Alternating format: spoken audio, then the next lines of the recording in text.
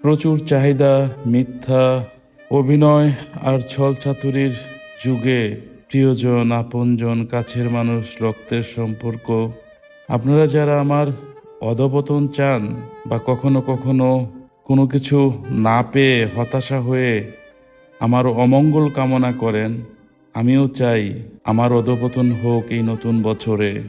আমিও দেখতে চাই আমার অধঃপতন শেষে আমার পাশে কে থাকেন। যদিও জানি প্রত্যেকটা অধঃপতনের শেষে বাবা মাই পাশে থাকেন, তারপরেও আপনার অধঃপতনের শেষে যে আপনার পাশে থাকবে তাকে নিয়েই নতুন বছরটা শুরু করেন। কারণ আমি ক্লান্ত, উত্থানের পিছনে দৌড়াইতে দৌড়াইতে আমি ক্লান্ত, পরিশ্রান্ত।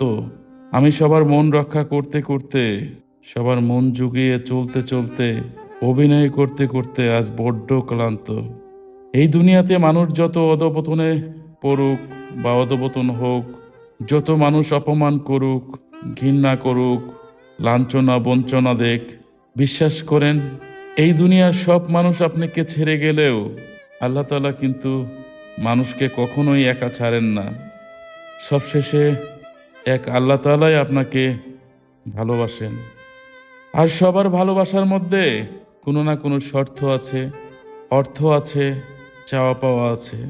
আপনি এই দুনিয়ার ভালোবাসা, শর্ত, অর্থ, চাওয়া পাওয়াগুলি যদি ফুলফিল না করতে পারেন, তবে দেখবেন আপনি এই দুনিয়ার মানুষের কাছে যে কত খারাপ।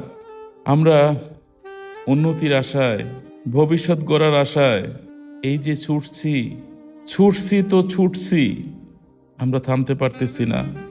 আমরা সবার জন্য করতে করতে, সবার জন্য ভাবতে ভাবতে কেউ কেউ যান জীবন শেষ করে দিচ্ছি।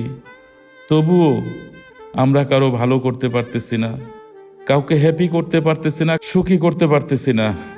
সেই জন্য আমিও চাই আমার অধঃপতনটা হোক। এই দুনিয়াতে অধঃপতনেই মানুষকে চেনা যায়, বোঝা যায়।